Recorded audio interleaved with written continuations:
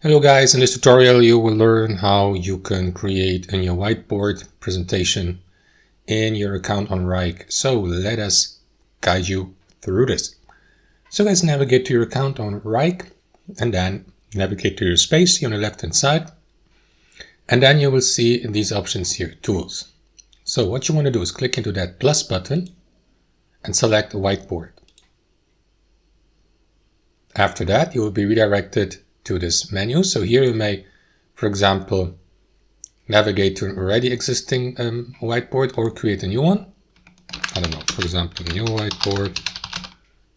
Oh, excuse the typo here. And then click into create and attach. Wait for the creation to be finished.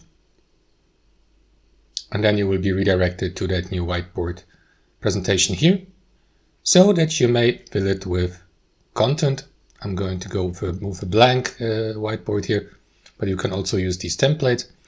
So guys, what you want to do is insert content like text boxes, sticky notes, shapes, draw with the brush tool, add tables, comments, and so on and so forth, guys. So that's how I do it. Thanks for watching, and I'll see you next time.